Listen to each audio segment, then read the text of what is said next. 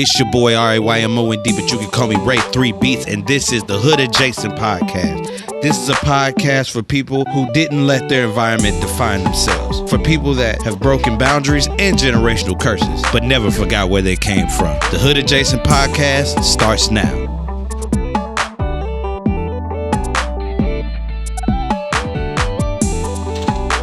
What's going on, everybody? You are tuned into another episode of the Hood Adjacent Podcast. It's your boy, RAYMOND, but you can call me Ray 3 Beats.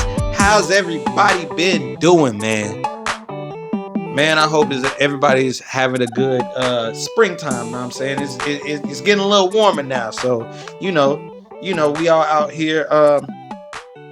If wherever this comes out, happy Easter, you know what I'm saying? Man, I ain't gonna lie to y'all. I have some stuff weighing on my chest kind of heavy this week, man. Like, my birthday just passed, you know what I'm saying? Big Aries season, you feel me? But recently, when it comes to my birthdays, I feel kind of down. And I don't know if anybody else feels like this, like they feel kind of down when their birthday comes because they feel like they haven't accomplished what they wanted to yet. I ain't gonna lie, I've been feeling like that for the past couple of days. I just don't know.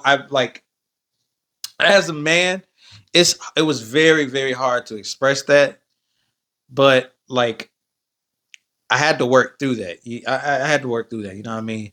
Because like I felt like I don't know, like I wasn't where I'm supposed to be at the age that I'm at right now. But like, I know God doesn't make mistakes, and he's kind of priming me and prepping me for something big, for something bigger. And I had to kind of realize that in myself, because sometimes like I put a time limit on like what I should be doing, like, oh, by 28, I should be doing this. By 30, I should be doing this. By 35, I should be to the top of this.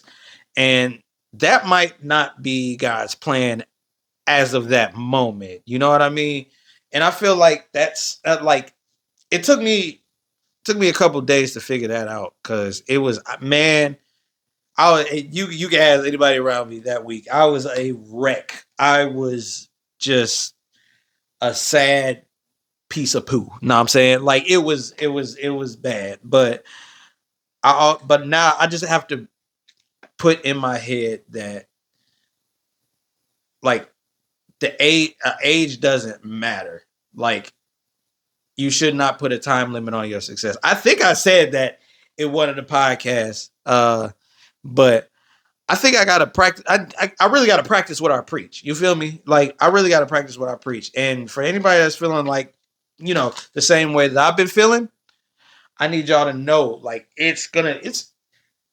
don't put a time limit on it. Don't put a time limit on your success, bro. Like, I just putting that out there. I think I had to just say that to myself. You know what I mean?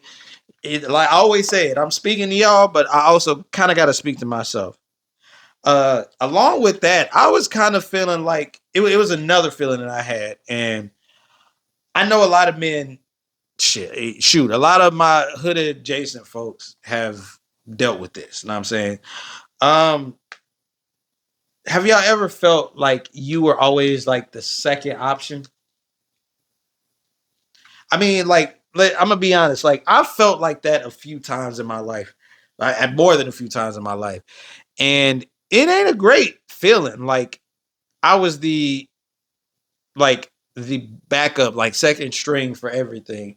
And I think it bugs me because like, even with like when I was back in high school playing sports and stuff like that, like I started a few times in the sports that I played, baseball and football, but like it was a decent amount of time where I was like the second string, which I mean, I was cool. I was still support my teammates and stuff like that, but it kind of made me feel like, dang, like, yeah, I'm never gonna be in the front. I'm like, it was a tough feeling, because I felt like felt like that my entire life when it comes to certain stuff. Like at a time, I felt like oh, if they can't find a DJ, I'm the runner up. Or if they can't find a videographer, I'm the runner up. If they couldn't find a producer, I'm the runner up. Like, and it kind of sucked to feel like that, just because, like, I mean, yeah, I've gotten buku success from it. Like, I've gotten so much success from that because I had to put my best foot forward.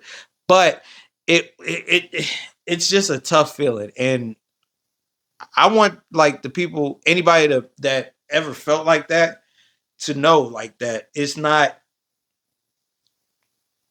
you're not the second option. You're the first option in somebody's eyes, and you should be the first option in your own eyes. You know what I mean? And it's tough, whether that be like in your career, whether that be like a business that you're doing. Shoot, whether that be a relationship. I know so many people that have felt like they've been a second option in their relationship, and it's not an easy thing to deal with. But I just want y'all to know, y'all are better than the second option. You will be the first option as long as you put yourself first. Cause it's rough out here. It's rough out here, especially in this day and age. Cause whew, my God, the the world is coming apart. And I don't, and I'm gonna be honest. I'm big. I'm gonna have to be big chilling because I ain't doing nothing. I ain't gonna hold you. Like, if you know, you know. So anyway, yeah, the biggest thing I want y'all to take away from that is you will always be the first option in your eyes. Make yourself the first option. You feel me? Like I said, I am speaking to y'all, but I have to speak to myself because, ooh, I've been dealing with that. I've been dealing with that so much recently, and I'm glad I get to talk to y'all about that because, like, you know what I'm saying, men don't deal with that. Like, we don't deal with that. We kind of hit, and it sucks because that's how society puts us. That's the box that society puts us in. Like, a man is either one of two. It can only, let me take that back. A man can only show one of two emotions. You know what I mean? And those two emotions are mad or chill. Like, there's no in between with men sometimes. And it's not for, like, the lack of, like, trying. It's like the lack of knowing, because we, like I said, as men, and I know a lot of my hood adjacent folk can feel me on this one. A lot of men, they were never they could never express their full range of emotions. Never. Because as a man, well, as a boy, we was always told to, hey, tighten up. Hey, stop all that crying. Hey, do this, do that. Like, it was one of those things. Like, you're not like, be a man up. Like, it was stuff like that. And we in turn made it so that, like, we only show two emotions, either chill or pissed off. And we really got to change that about ourselves. And I know that runs deep. That runs so, like, deep in our history, because if you look at your grandfather, great grandfather, like, they only show, if you think about it, they only show two emotions. Like, I can't think of anybody that's really seen, like, their, like grandfather and great grandfather, like, cry. I got to see my grandfather cry, like, later on in his life before he passed away. But, like, other than that, he was tough man. You never gonna make that man cry. You never gonna make that man cry. But like I said, but it's deeply rooted in like in our in like in our culture. And me personally, I think we really need to stop that before, like, we cause any irreparable damage to, like, our future, our kids, our grandkids. We got to show, and a lot of people are not going to agree with me, but we got to show men specifically. specifically black men, that it's okay to show emotion. I'm gonna talk to all men. It's it's imperative that we are able to show certain emotions. Honestly, if we were able to show certain emotions, being 100%, I don't think there wouldn't be a lot of like fighting, or dare I say, it might not have been any wars or attempts of wars if men were able to show their full range of emotion. You know what I mean? Like, I get it. We're the protectors. We're supposed to be tough. Nothing should rattle us. Know what I'm saying? But like, being realistic, like, we go through a lot. We go through a lot and nobody knows. Like, and sometimes it's tough to talk about or even bring up, because like people are gonna be like, you soft. Like, it is straight like that. But we have to take more accountability of our emotions. You know what I'm saying? Like, our emotions are okay to show. They're okay. Flex that uh flex that emotion muscle. Know what I'm saying? Flex that emotion muscle. Have it strong like Ashton. Speaking of which, that brings me to my next topic. Man. I know you guys have seen him for like the past couple of weeks. And like, you cannot get away from this man as of right now on social media. And that man is the one and only Ashton Hall. If you don't know who Ashton Hall is, he is a social media influencer that blew up from his morning routine. Now, with Ashton Hall, I don't know about y'all, but when I see Ashton Hall, I think like, first off, this man is genius at marketing. Absolute genius. I get it. I like, you want to know why? Because his stuff is consistent. It's like like his content is so consistent down the board, and it's so specific that it makes people talk about it. Like, I'm gonna be honest, I've never heard of Saratoga water up until Ashton Hall. This man is a marketing genius. Saratoga, I swear they better be sponsoring this man, because he has got y'all so much revenue for people just like buying it, drinking it, and dipping their face in it with ice. Like, Saratoga, you owe that man a check. You owe him a check, because that is, I've being in the like, being in marketing and media and stuff like that. Like, how Ashton goes about it, and a lot of people make jokes and stuff about it, but you also got to realize that no publicity is bad publicity. So like, when people are making fun of him for doing this morning routine that he does, like, you got to realize he's still getting publicity. He's still getting looked at. You got to realize, you got to put it in that perspective. Y'all still giving him attention, which, that's why I say this man is amazing at marketing. Like, I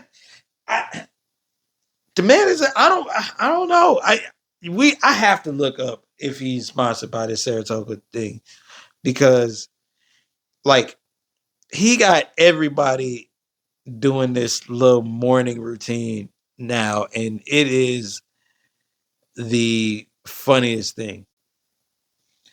And yeah, the man is an absolute marketing genius. I ain't gonna hold you. I'm not gonna hold you. He is. He is. You cannot deny it. You can say whatever you want. The man even got a theme song now that I just jumped a band director. I got a brand new saxophone. Like, y'all made him a he has a he has a theme song now. So I've never seen anybody blow up that fast on social media. But kudos to that man. Kudos to him. He might be taking steroids, but hey, he ain't playing sports, so it don't matter. You know what I'm saying? Let the man do him. He making his bread. Know what I mean?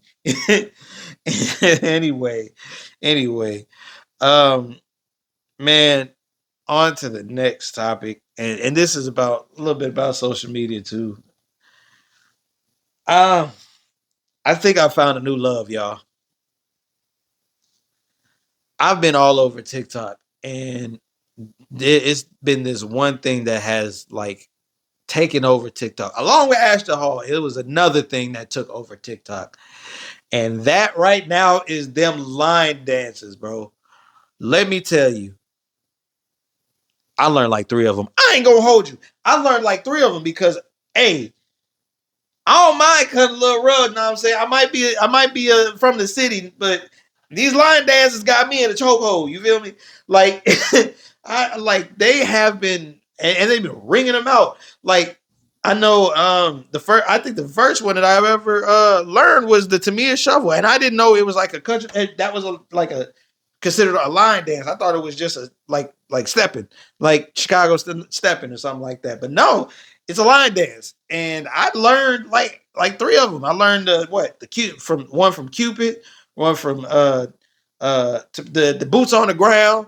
I even learned the wetter line dance. Yes, there is a wetter line dance. They merged Twista's wetter and Morgan Wallen's song Dangerous and made it a line dance song. Crazy. It's raw. I like it. And I learned it too. I learned to dance. I ain't gonna hold you. Like it took me a few times to watch that white. I think she's white. That white girl. That it took me a little bit to learn it. Watching that white girl do the line dance. You know what I'm saying? Like that's where I learned it from. I don't know if she's white for real or like I don't know. But either way, either way, bro, these line dances got me in a chokehold. Like I'm not gonna hold you. Like how I be feeling. Like if I want to be an extrovert that day, like I don't need no club or nothing like that. Just give me a little a lounge, a little bit of drinks, 15 to 20 people that I like, and line dance music. We gonna have a ball. Like I ain't gonna hold you. I want to do that. I want to have a little get together, get some drinks, do and learn these line dances with people, like drunk line dances. Like that would they wouldn't it be wrong? That would be nice. That would be. Maybe I gotta hit up one of these clubs or something like that or one of them lounges for something like that because I ain't gonna lie to you. I was tearing up that boots on the ground, bro. That's my jam. I ain't gonna hold you. That's that little where them fans at. Like the only thing I ain't gonna do is have the fan because that might be a little and I'm not that. More power to people that are like that. That ain't me. So, and, but yeah, boots on the ground has me in a chokehold. Morgan Wallen Wetter remix has me in a chokehold. The Cupid Flex had me in a chokehold. I actually did that in the club one time, and let me tell you, I have never got this much attention from white people a day in my life. Like, I'm so serious. Like when I started doing the little, I think it's called Flex. The line dance is called Flex by Cupid. And when I started doing it, they tried it with me, and it was a absolute catastrophe. I ain't gonna lie to you. Like they were doing, it said slide it to the left, and it went right. Like it was a little weird, but we had such a good time, man. Man, I'm glad that they have these line dances, man. Like I'm gonna be an old 40 something year old, 50 something year old line dancing nigga. Like I ain't gonna hold you. Like it got me in a chokehold, and I love it. I love it. I love it. You know what I'm saying? Like it and I actually got called out by my boy Ace. Shouts out to for the record podcast. Ace Boog. He called me out one time because we were working. He was like, "You just a dancing nigga." Like he that's what he said to me, and I was like, "No, I'm actually yeah I am. Like I do dance a lot if I'm feeling it. Like that's just me. I'm either dancing or strolling. You know what I'm saying? Like it is what it is. I guess it's just something that I like to do. I just pick it up too. That's another thing with the line dances. It's so easy for me. I can look at it and not even do the dance moves yet. I'll stand up, look, and start doing it. Yeah, all I gotta do is just look at it for like 30 minutes. That's it. Like that's how invested I am in the line dances. Cause boy, let me move to Texas. Let me move. I'm cutting up, bro. I am cutting up. Let me move to Dallas Fort Worth, bro. Like I'm cutting up in them line dance clubs, bro. I ain't gonna hold you. I'm not gonna hold you. But anyway, speaking of dances, please have bopping come back. Please bring bopping back. Please, like the Chicago Bop music, please bring that back.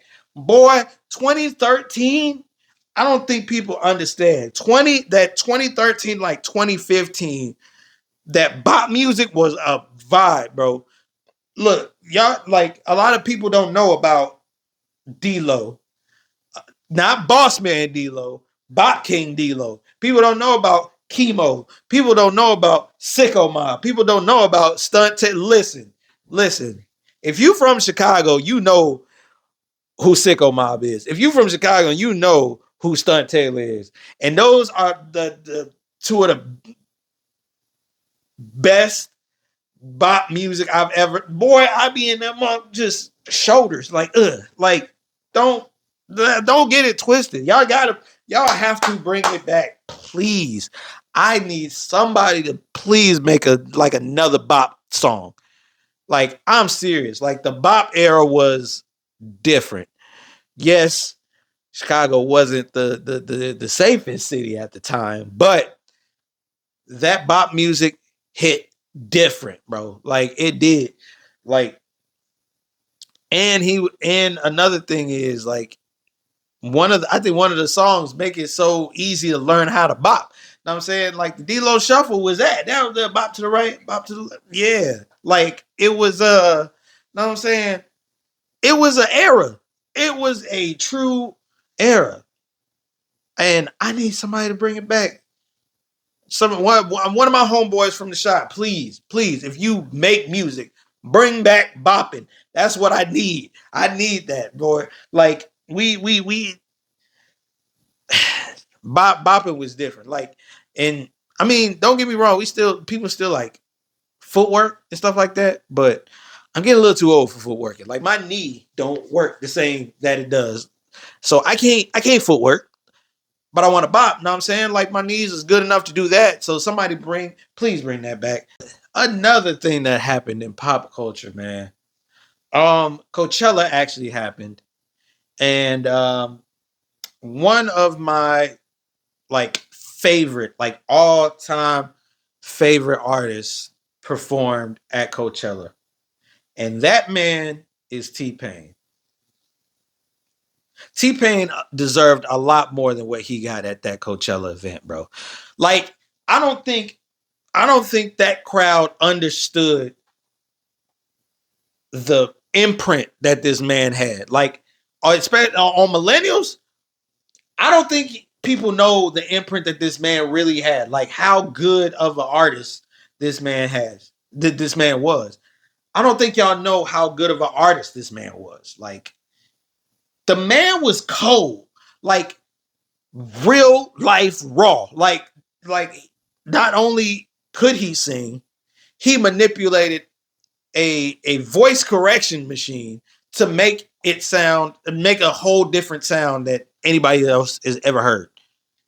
That auto tune was him. Yes, other people was doing it like Roger Troutman and stuff like that, but like T-Pain did it so different.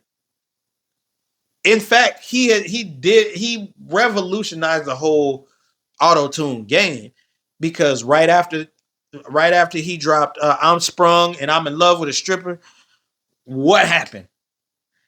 Everybody, and I mean everybody, started using auto tune the way that he used auto tune, and it was popping for. It's still popping now. People still are using the auto tune that he uses, which is crazy. And the reason why I bring this up, like with T Pain and the whole Coachella thing, they didn't know they didn't know what they had.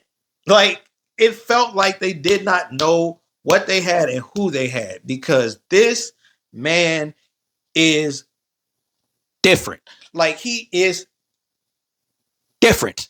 Like, I he is like the biggest, and I can say this, with confidence, because I'm a person that likes musicality in an artist and being able to be a musician. When I tell you this man, I mean, if it wasn't for this man, I would not have done music. I promise you that. Like, y'all really, like, the Gen Zers at Coachella really did not know what they had. It was kind of like the whole Babyface thing, where that reporter, like, kind of shoot away Babyface for what's the name, Chandelier, not Chandelier, Chapel Row. Like, it was kind of like that. Like, they didn't know who they had in front of them. I think we gotta start, like, doing our research on certain people. You know what I'm saying? Because y'all just didn't know. Y'all don't know. Oh, and also this man was the king of features. Like, from like 2006 to like now. Like, he is the king of features. Like, it's only a few artists that, like, if they feature on the song, that song is instantly gonna go up. Like, Chris Brown is one of them, and T-Pain is one of them. I would put T-Pain at one, because you couldn't, between 2006 to 2010, you would not hear a song that did not involve T-Pain. You had Shawty, She Got It, anything DJ Khaled put out, Rick Ross, like, everybody had him, Lil Wayne, everybody had him on a feature. Like, that is the impact of this man.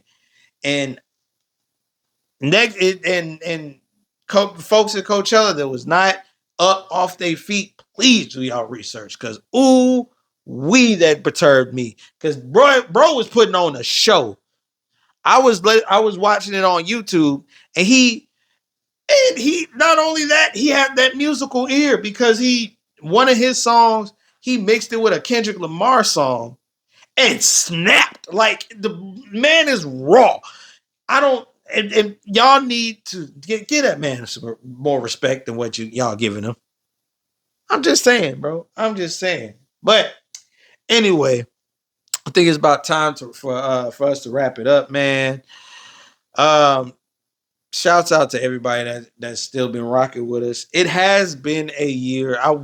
I did not realize that the Hood Adjacent podcast has been up for officially a year, probably a year. Well, actually a year, some change now.